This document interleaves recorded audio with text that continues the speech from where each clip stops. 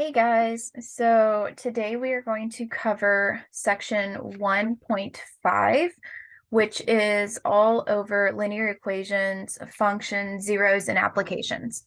So what we're really learning in 1.5 is how to solve equations and then how to apply those tools to solving applications of word problems. Because really, if you can solve a linear equation, you can solve a linear function, and then you can actually find the zeros, as we will see later, for these linear functions. So first, what is an equation? Well, an equation is a statement that it shows that two expressions are equal. So equations have equal signs, and you will have either a number on one side or you will have an expression on one side comparing that to another expression. And what that allows us to do is it allows us to figure out, typically we're solving for a variable or an unknown. And so we will figure out what that unknown is based on what it is equal to.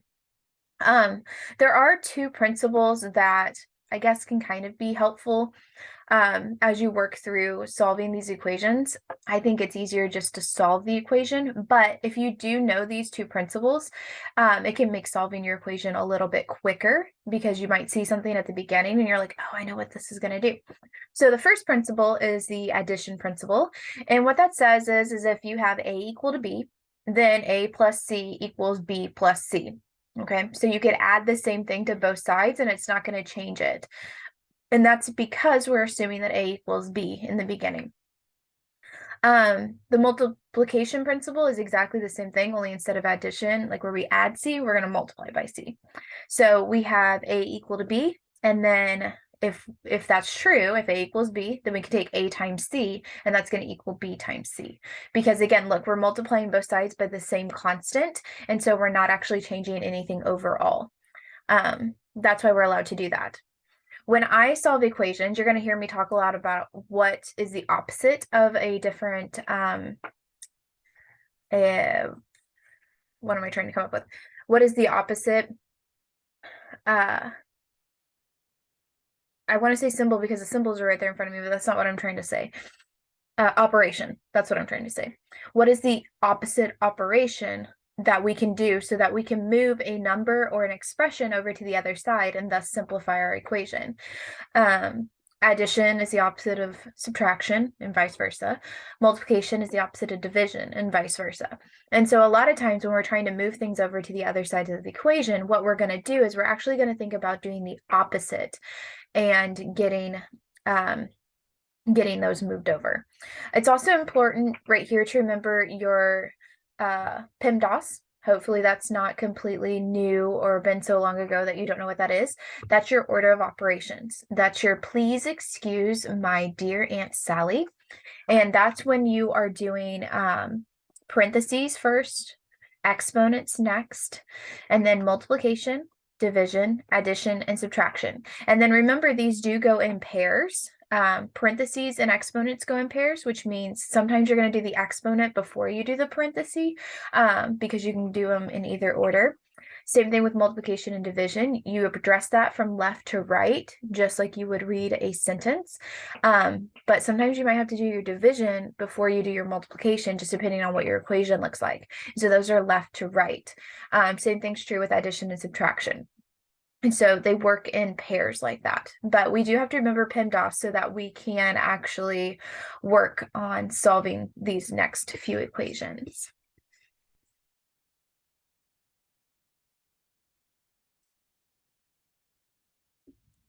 Okay, we're going to solve a couple of equations and we're going to remember to use our PEMDAS.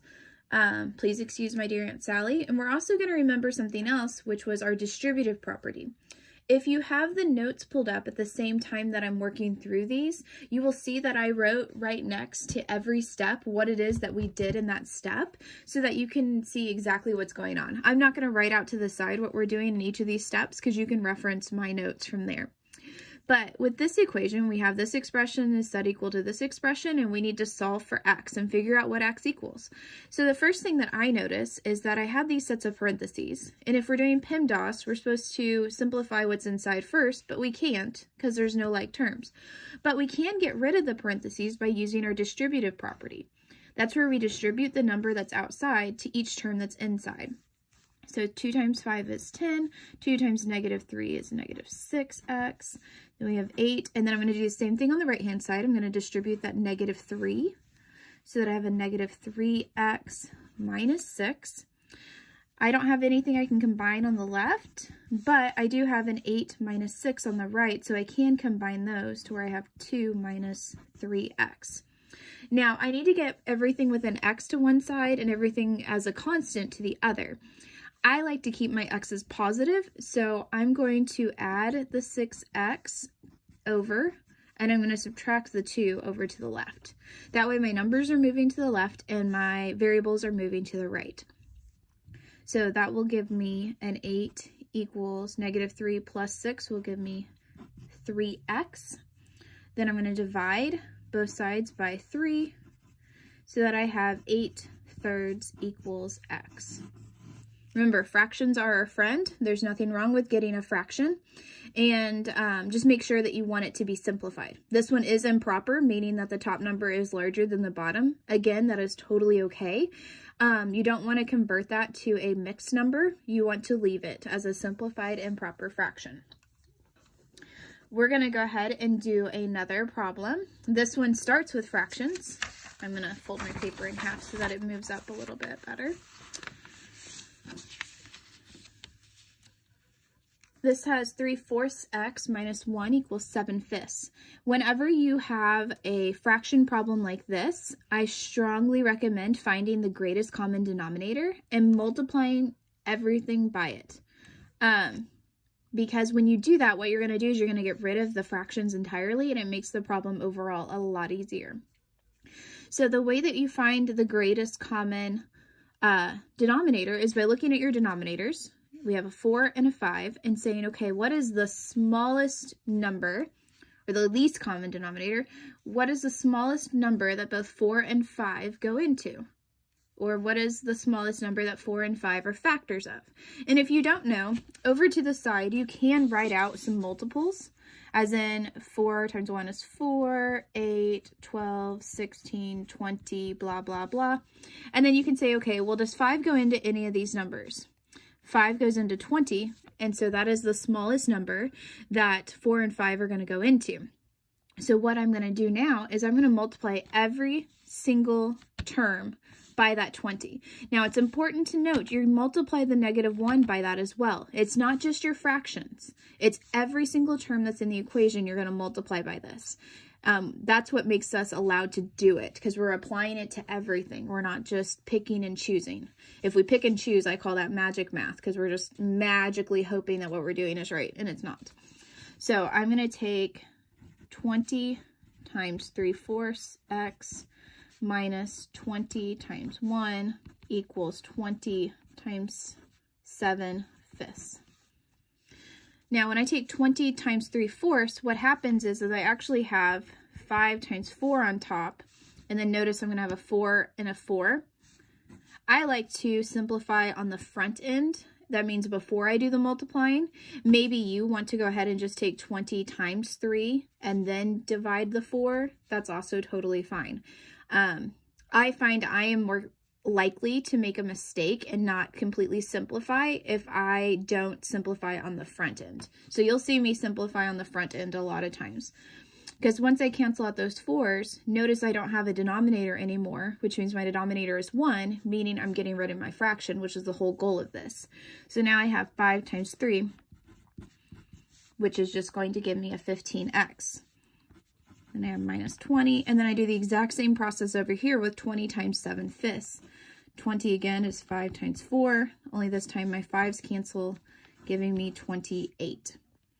Now, I want to get my numbers together, so I'm going to add 20 to both sides, giving me 48. Divide both sides by 15, and I get 48/15. Now, those are not simplified. And here's how I know. The way I check to make sure something is simplified is first I say, okay, if they're both even, then I know a 2 comes out. But these are not both even. So the next thing I'd want to do is I'd want to see if 3 comes out. I know 3 comes out of 15, but maybe I don't know right off the top of my head if 3 comes out of 48. So here's the trick, in case you didn't have me in the past. Here's the trick on how you know if a number is divisible by 3. Over to the side, the number is 48. So I'm going to take 4 plus 8. Okay, I'm just adding the numbers that are represented in the digits. 4 plus 8 is 12. Is 12 divisible by 3? It is. And if 12 is divisible by 3, that's what we got when we added our digits together, then the original number is actually divisible by 3. This only works for like divisibility by 3, but it is a neat little trick to know whether or not something is divisible by 3.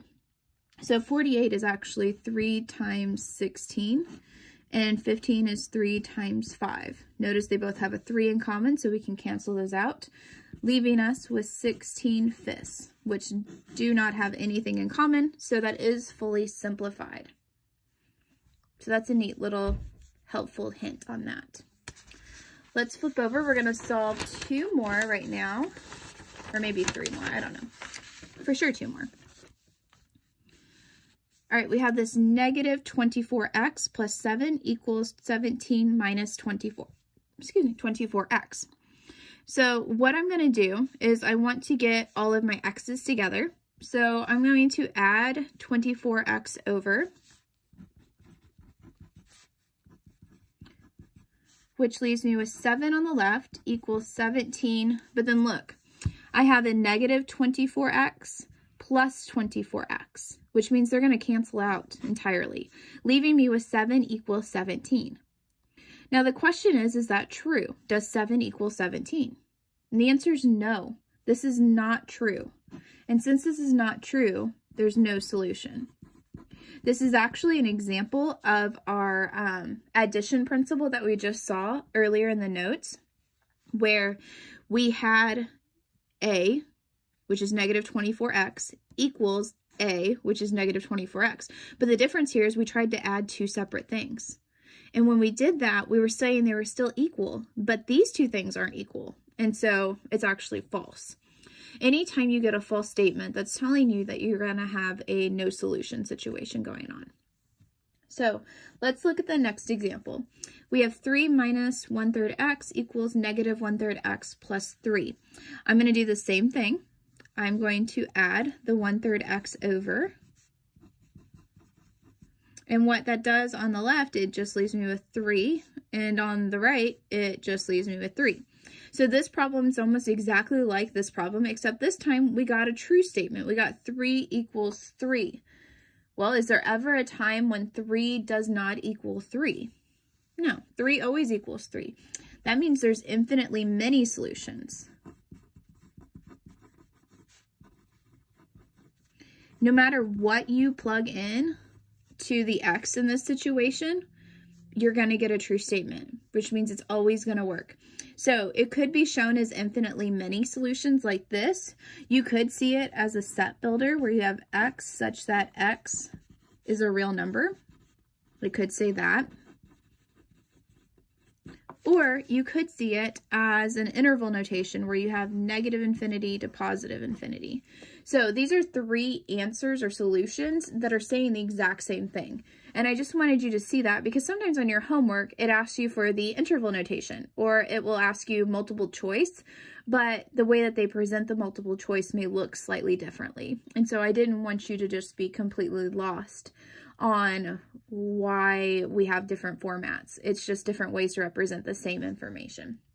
So if you get something that's always true, like 3 equals 3, it's infinitely many solutions. Whereas if you get something that's false, it means that there is no solution.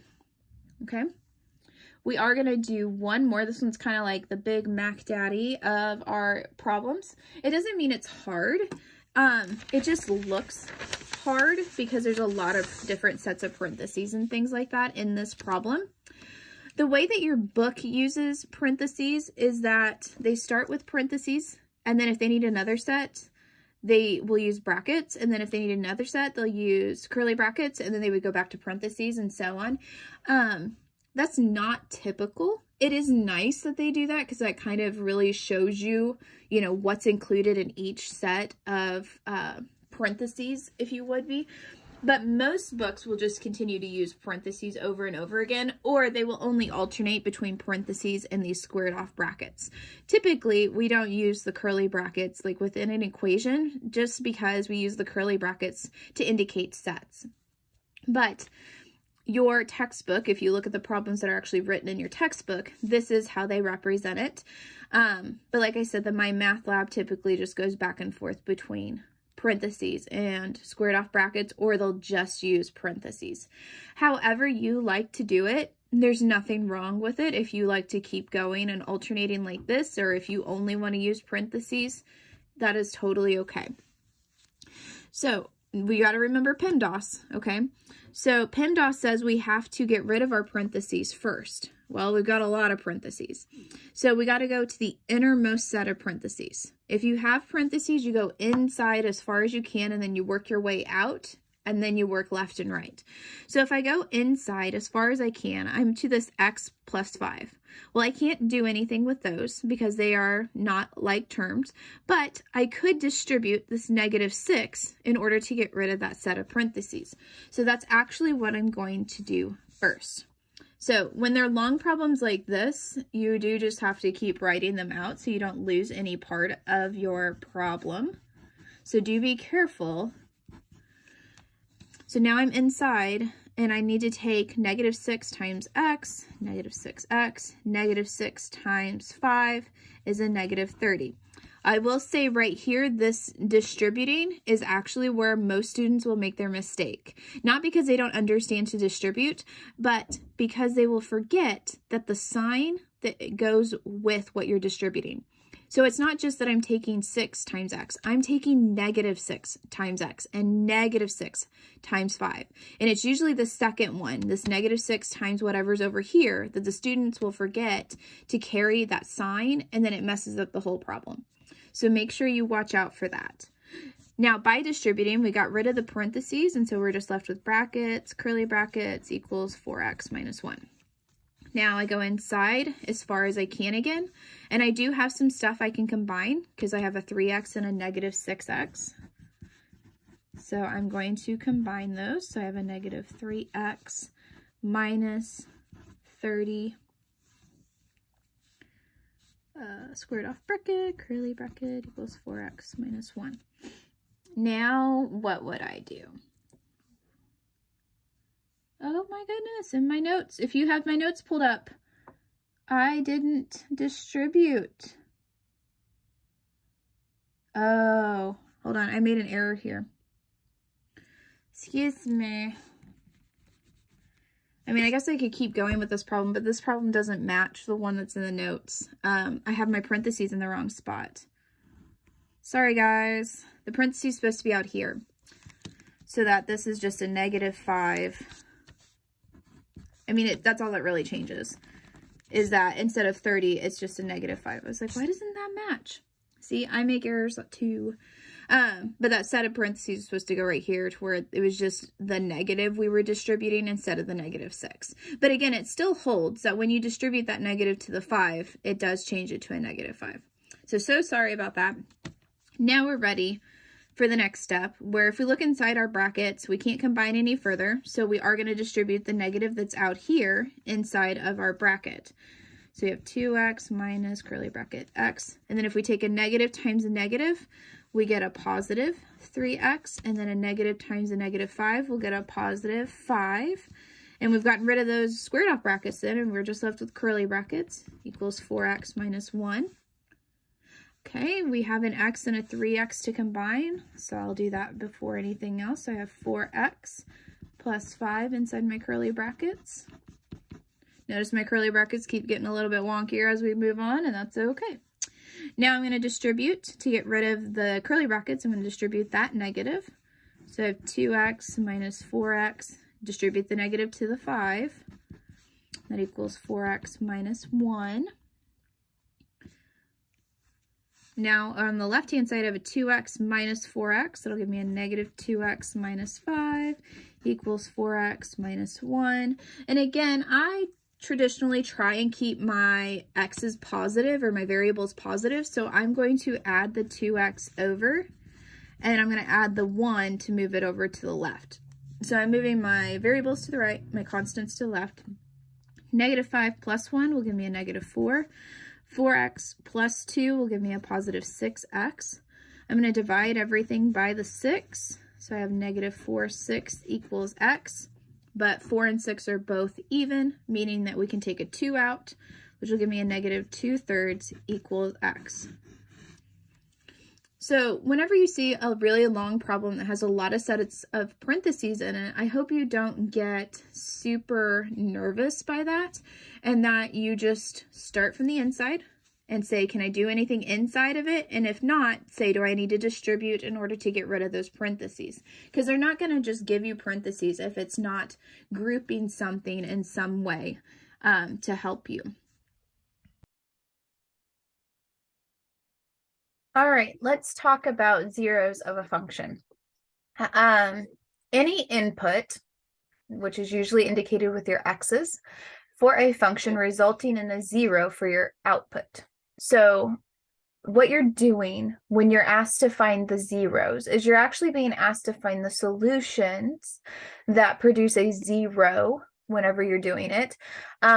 You're also being asked to find the x-intercept. So all three of these terms, zeros, solutions, x-intercepts, are actually asking you for the exact same thing.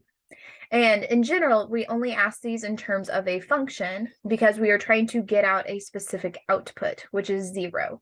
When we solve an equation where we just find out what the variable is, we only have an x or a y. Like, we only have one variable that we're trying to discover what it is.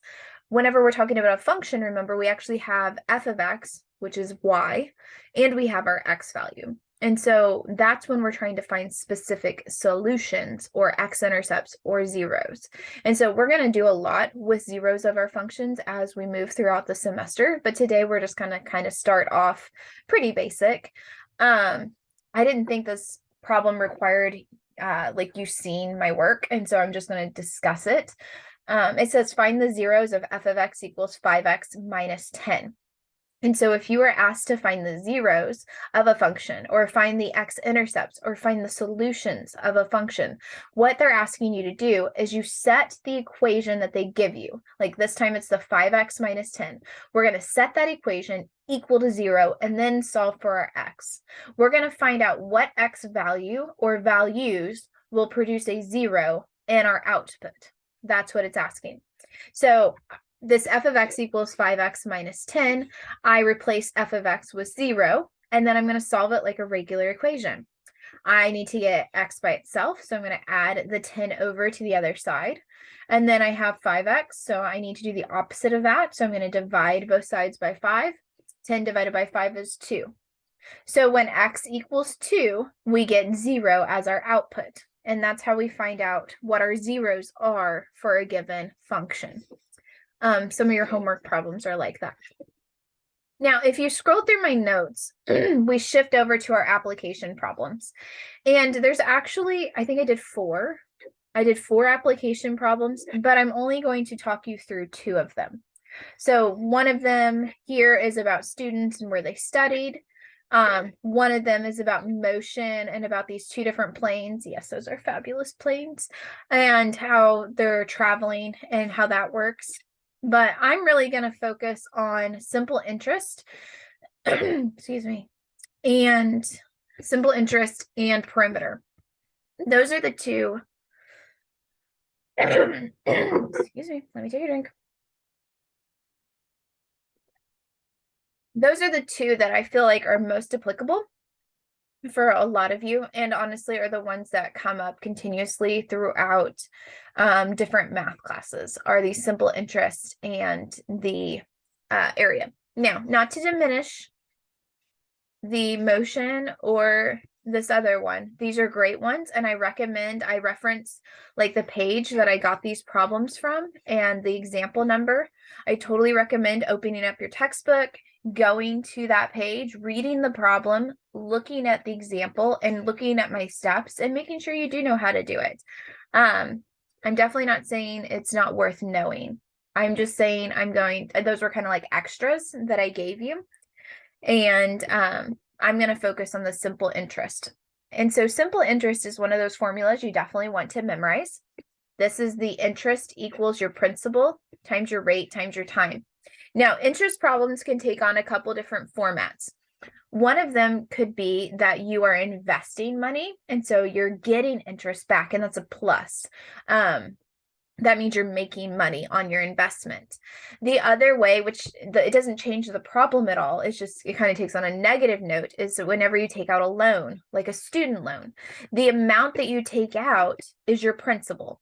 The rate is your interest rate, and then times how long you have for it. And then you can compute up how much interest you're actually going to be paying on that loan. So the process is the same, but what you're computing is slightly different, because you might be thinking, oh, I'm making lots of money if it's an investment, or ooh, I have to give out a lot of money if you took out a loan. So this problem that we're going to talk about first is on page 65, and it's example number 8. So I have 65 pulled up. I'm going to scroll down to example number 8, and this one is a student loan one. I will say that your textbook uses tables a lot, and so in my notes I reference tables, but I will also talk you through how to do this problem without tables. I have learned from teaching that some students love the tables and it clicks for them and then they get it, and then I've learned some people do not understand the tables at all, and the concept of like memorizing how to lay out a table actually makes the problem way harder for them. And so here's what we're going to do. It says DeMarion's 2 student loans total $28,000. So he has 2 student loans at $28,000. One loan is at 5% simple interest, and the other is at 3% simple interest. After 1 year, DeMarion owes $1,040 in interest. So how much did he put into each account? That's what we don't know. We don't know how much DeMarion put into his 2 accounts. And so I'm going to show you my paper so that I can work it out and you can see how I work out this problem live.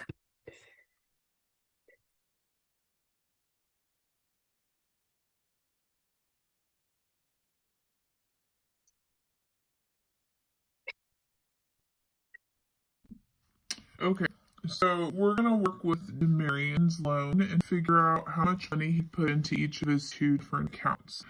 The first thing I'm going to do is I'm going to show you how to set up a table if you like the table method.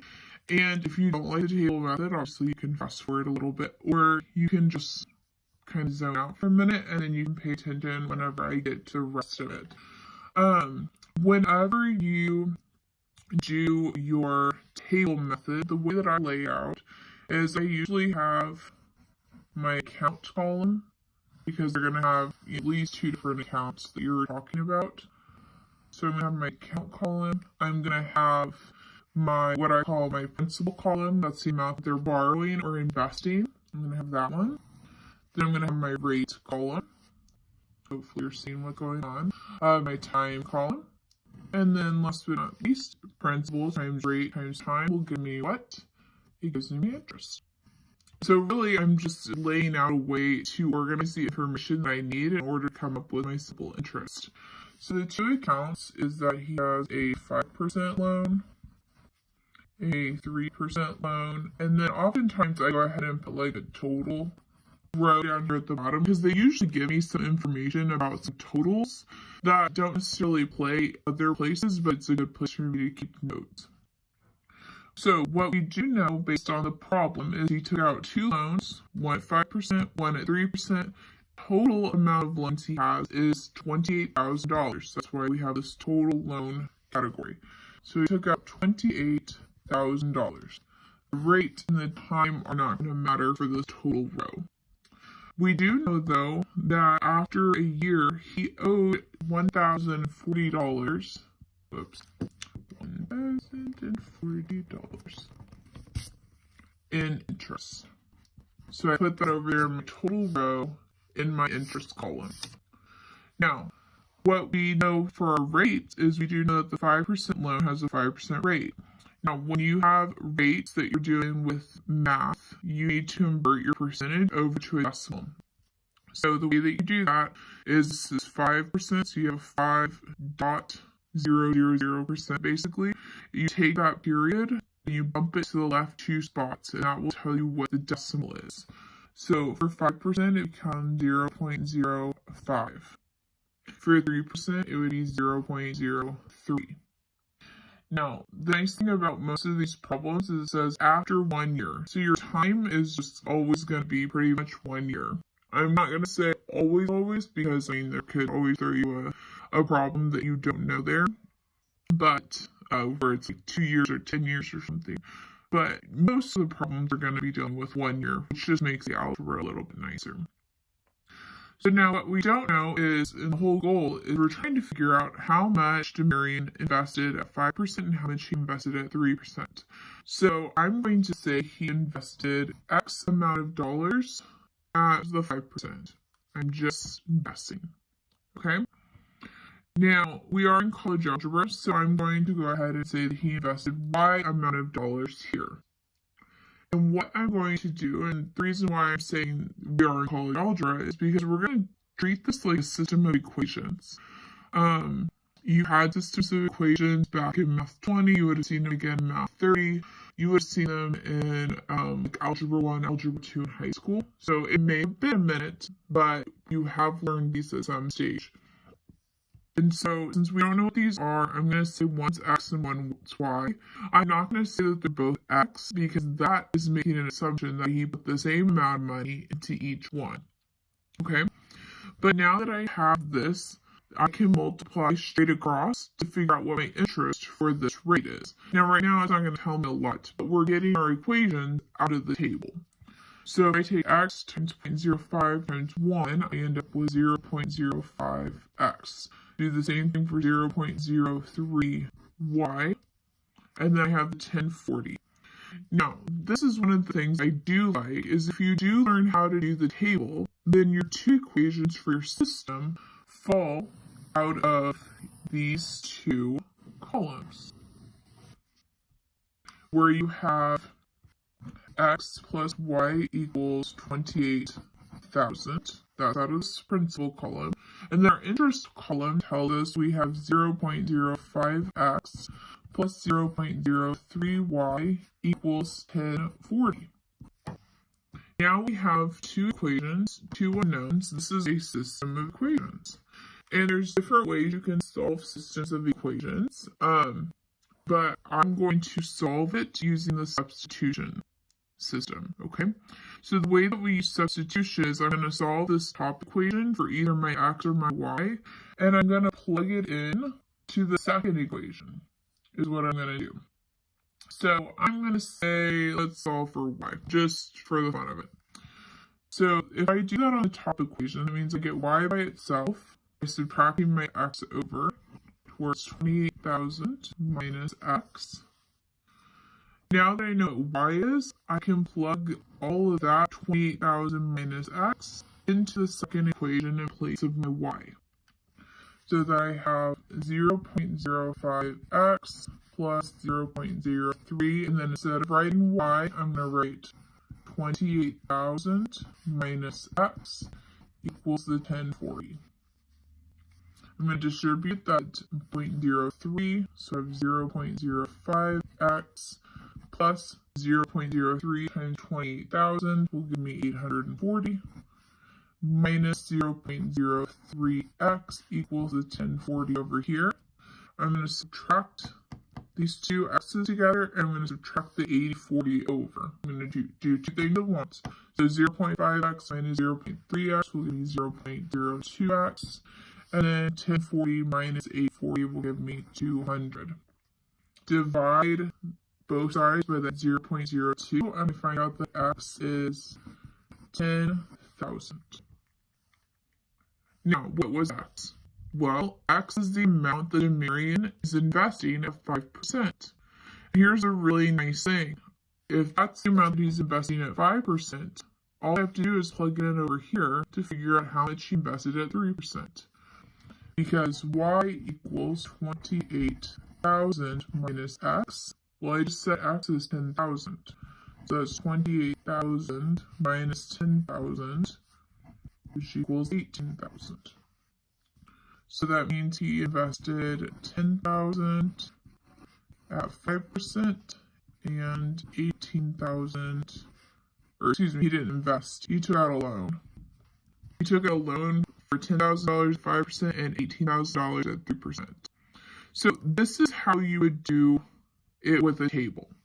And I'm going to talk to you, I'm not going to work through the whole problem again because the math is going to be exactly the same. I'm just going to talk you through a little bit how you would do it without the table.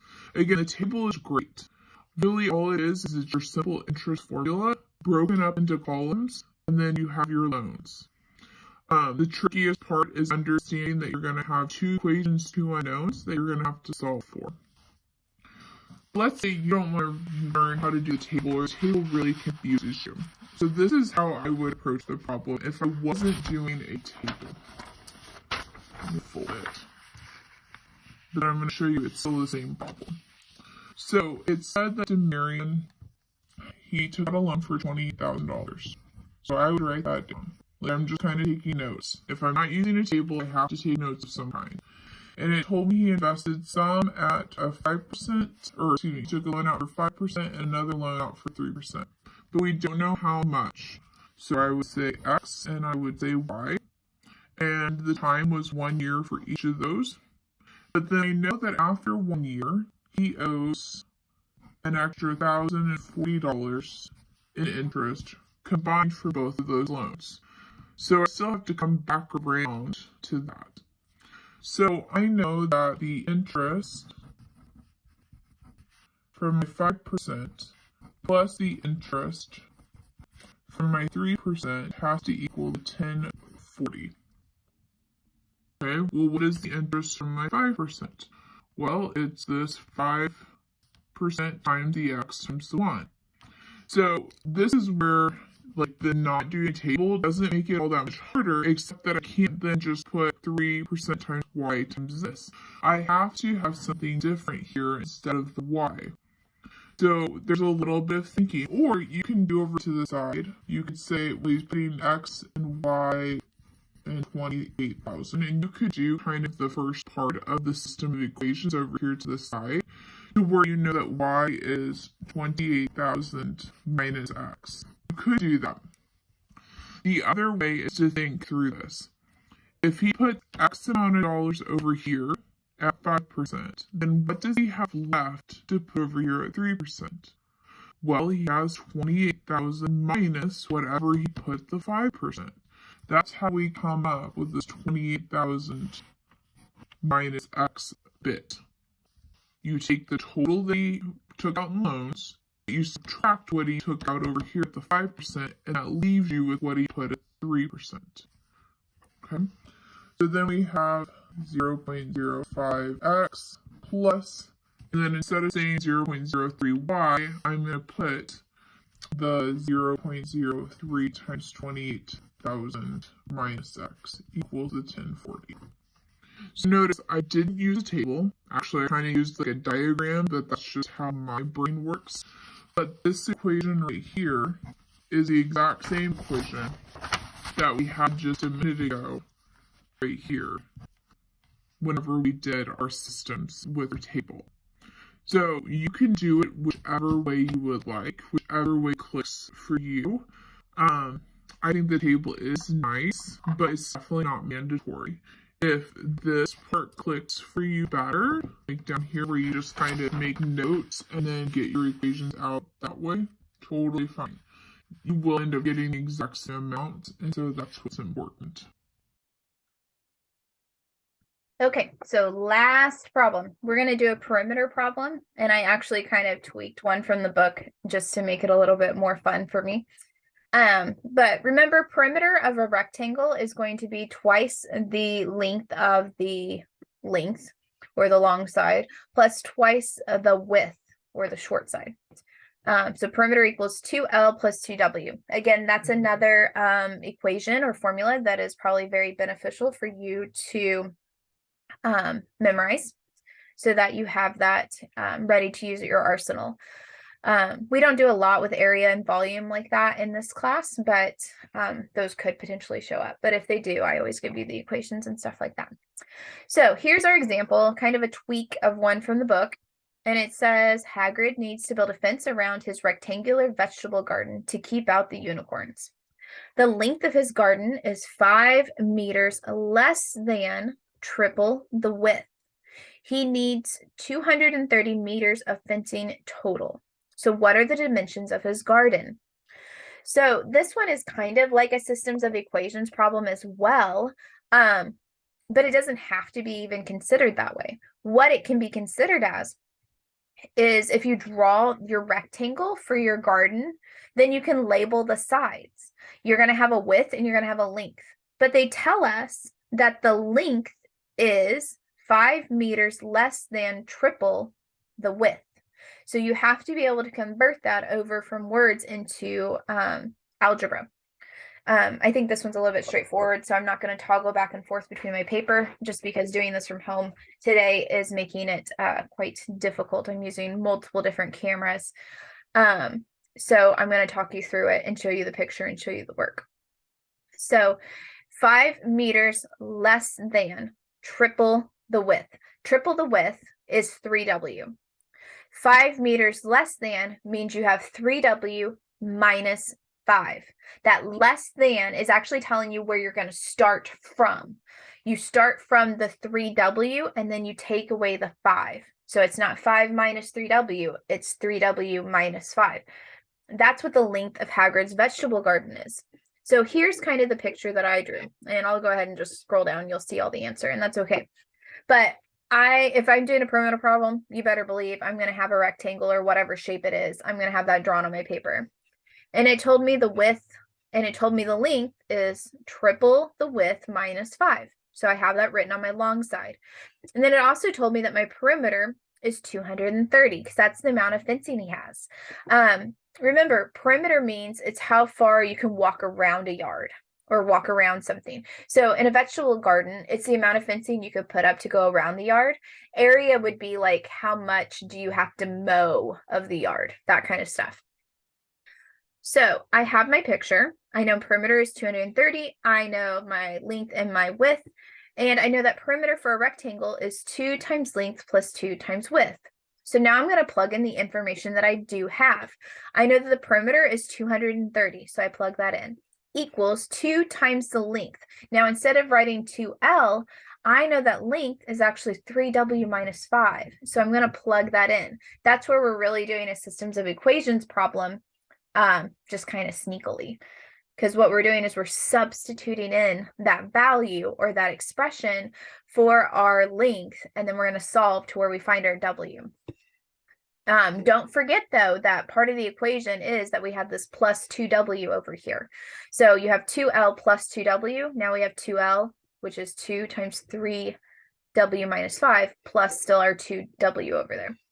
So then I'm going to distribute my 2 inside of my parentheses so that I have 230 equals 6W minus 10 plus 2W. I'm going to add 10 over to the other side, and I'm going to go ahead and take 6W plus 2W so that I have 240 equals 8W. To get W by itself, you would divide every side or both sides by 8, and you find that 30 equals W. So the width equals 30 meters. So that's half of your problem, but we still need to know what the length is. Well, the length was 3W minus 5. So now that I know what W is, I'm going to plug that in. So 3 times W, 3 times 30 is 90, minus 5 is 85. So the width of Hagrid's garden is 30 meters, and the length of Hagrid's garden is 85 meters.